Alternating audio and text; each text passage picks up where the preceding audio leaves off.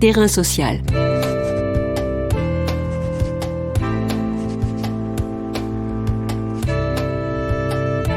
Hugues Chevarin. Stéphane Tonla est ethnographe, chargé de recherche au CNRS au laboratoire Mosaïque, Université Paris-Nanterre. L'évacuation, le 23 février dernier, de l'éphémère ZAD du triangle de Gonesse dans le Val d'Oise a de nouveau mis ce territoire au devant de la scène médiatique. L'abandon du projet Europa City en novembre 2019 fut une victoire de courte durée pour le collectif du triangle de Gonesse fondé en 2010. En décembre 2020, la région Île-de-France a annoncé son intention de reprendre la construction de la ligne 17 du métro francilien. À l'heure du changement climatique, de la disparition des terres arables, le triangle de Gonesse est devenu plus qu'un symbole des choix à opérer d'urgence, l'emblème d'une autre manière de concevoir l'aménagement d'un territoire. Terrain social rencontre aujourd'hui un ethnographe qui a fait de son objet d'étude un combat. Terrain social. Bonjour Stéphane Tonla. Bonjour. Pour quelle raison êtes-vous intervenu dans le triangle de Gonesse ? Le rôle des ethnographes, en tout cas tel que moi je le conçois, c'est d'explorer la complexité des groupes sociaux et aujourd'hui qu'un certain nombre de questions se posent comme le challenge, les défis de l'adaptation au changement climatique et environnemental, d'explorer les réponses qui sont apportées par des citoyens à ces défis. Et donc le principe de l'ethnographie, c'est de se plonger dans un terrain et d'y passer un temps assez long jusqu'à ce que on soit en gros membre du groupe et qu'on puisse comprendre les motivations et les modes d'organisation de ces personnes.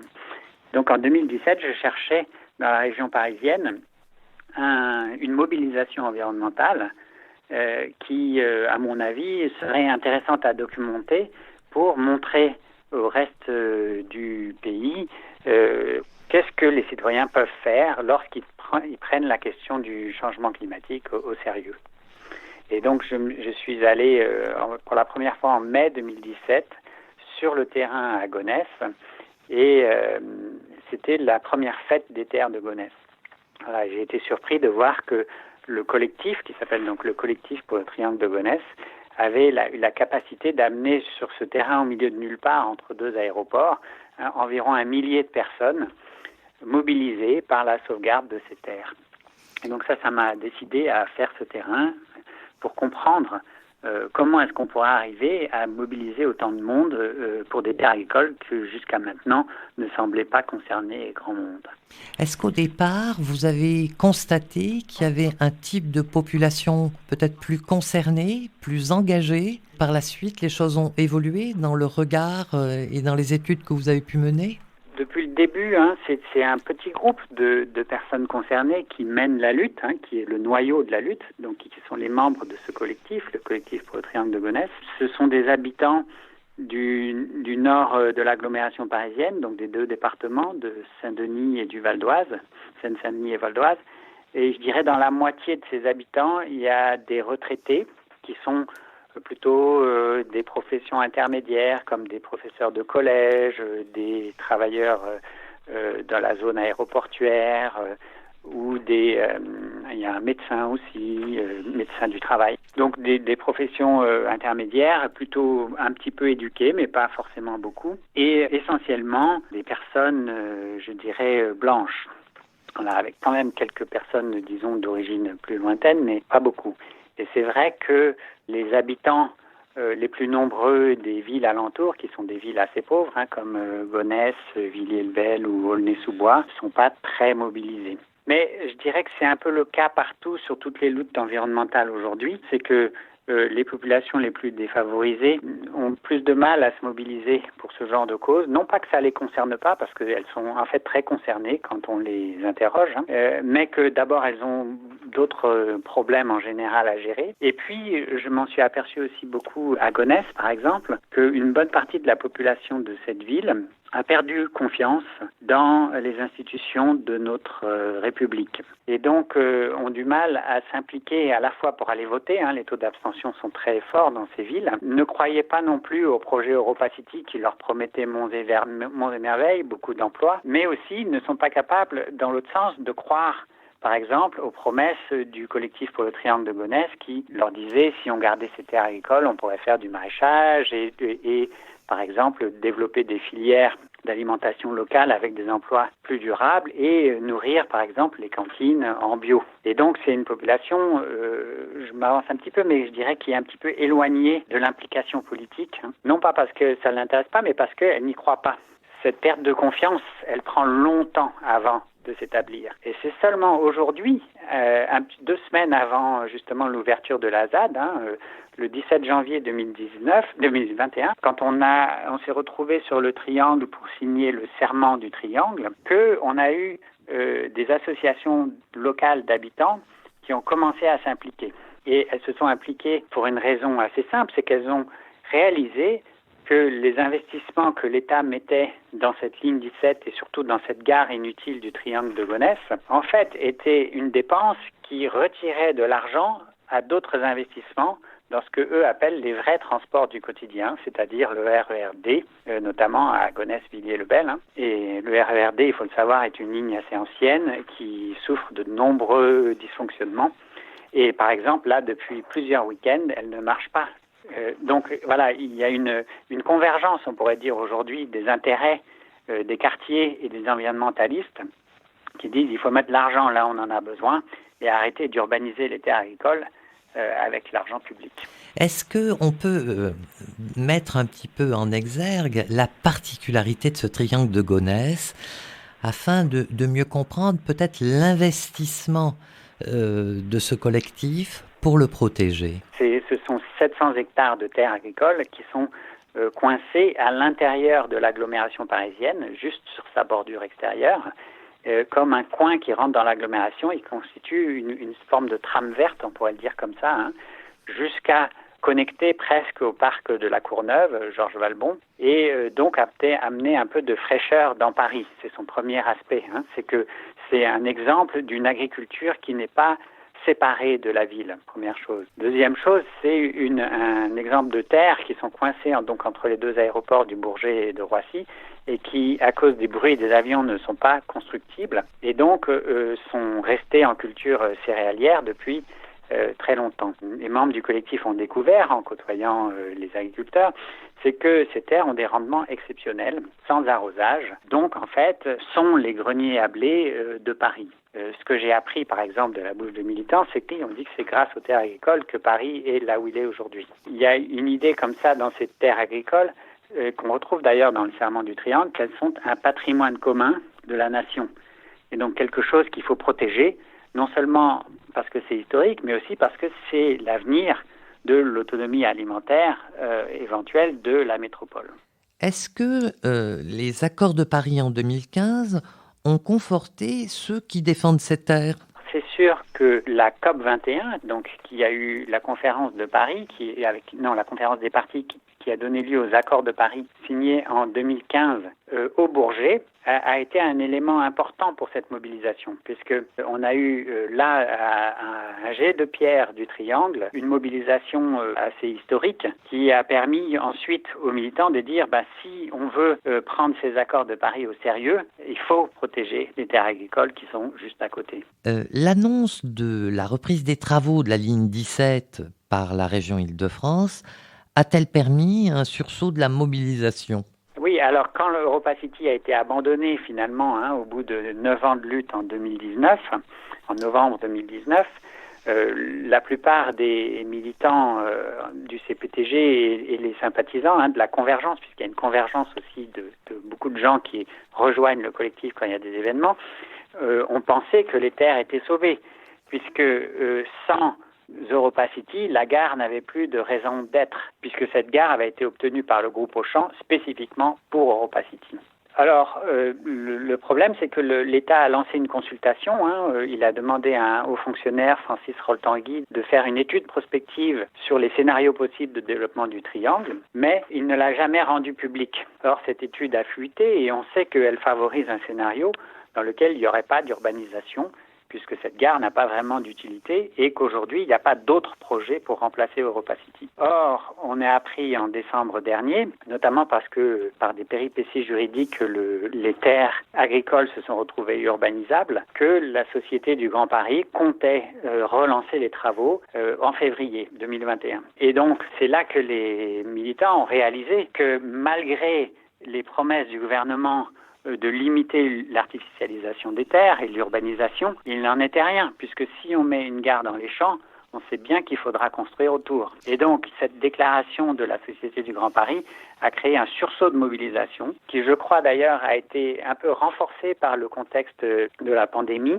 puisqu'il y avait eu une forme d'inactivité pendant un moment, et pas mal de militants se sont dit, voilà, il faut qu'on fasse quelque chose, quoi. Et notamment après les annonces du retour des néonicotinoïdes, des pesticides, des enterrements successifs des propositions de la Convention citoyenne sur le climat, quand on s'est dit Europa est annulé, mais on urbanise quand même, il y a eu un espèce de ras-le-bol chez beaucoup de militants.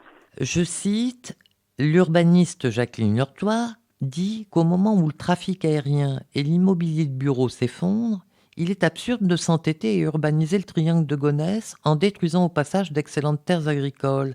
Est-ce que cela résume bien la situation ? Alors, Jacqueline, c'est une membre du collectif qui a beaucoup nourri par ses recherches les arguments du collectif et qui non seulement les a nourris, mais aussi les a fondés. C'est-à-dire que il faut bien comprendre que la critique que le collectif du Triangle de Gonesse porte sur cette sur cette gare du Triangle et sur EuropaCity n'est pas une critique juste parce qu'il faut sauver les terres par principe. Elle est aussi bâtie sur une critique, notamment par exemple du nombre d'emplois qui étaient proposés, de l'utilité véritable de ces transports et du saccage que c'est de la qualité de terres agricoles de cette qualité.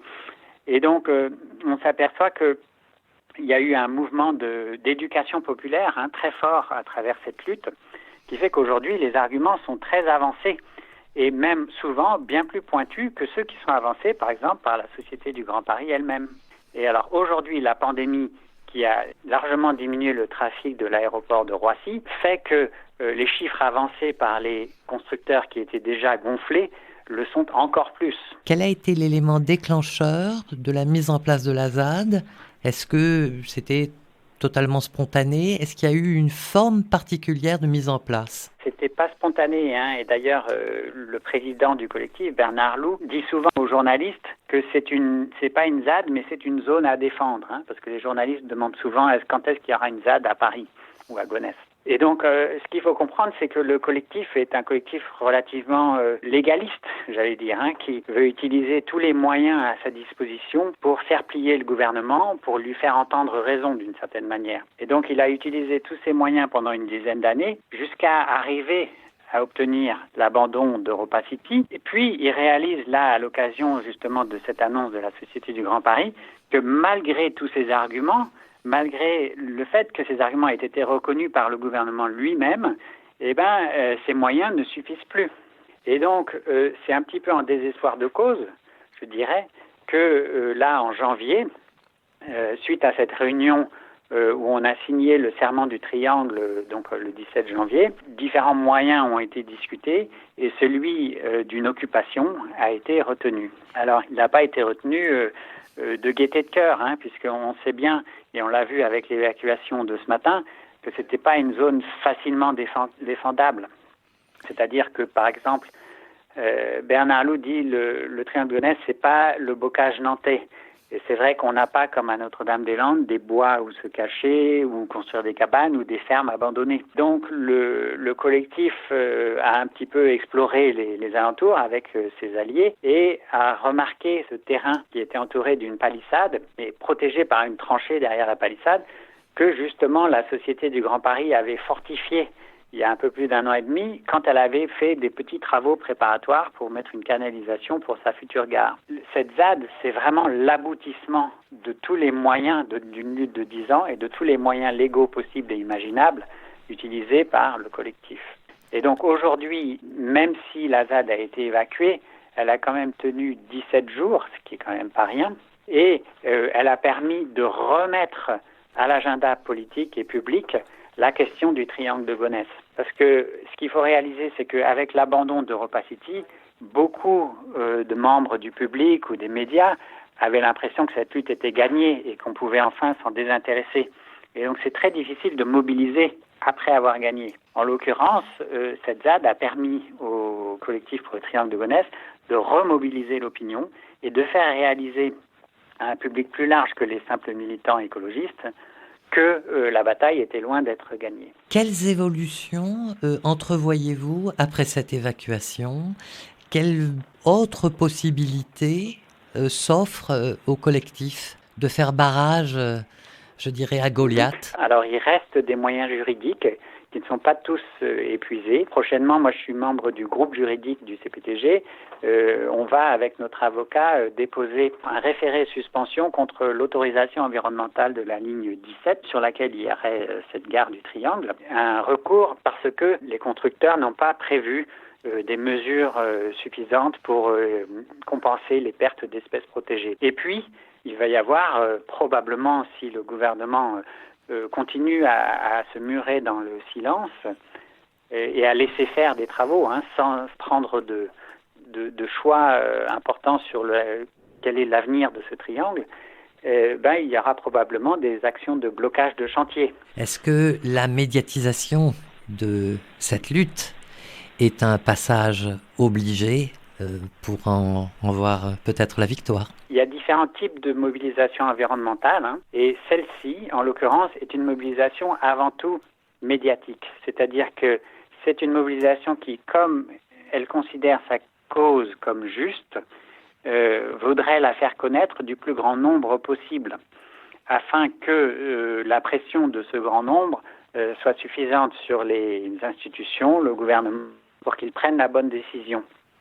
C'est pour ça que je vous disais que c'est un mouvement plutôt légaliste qui cherche en fait à rendre plus vertueuses nos institutions, pas forcément à les renverser. Et pour le moyen principal en fait dans ce type de lutte, c'est les médias. Et donc bien sûr que là par exemple on a eu une ZAD intéressante qui, à l'inverse de nombreuses autres ZAD, a été très publique. En fait c'était probablement ce qui a aidé cette ZAD à tenir aussi longtemps, même si c'est assez court finalement, c'était son exposition médiatique. Merci Stéphane Tonnelat. Je rappelle que vous êtes ethnographe, chargé de recherche au CNRS, au laboratoire Mosaïque, Université Paris-Nanterre. Terrain social.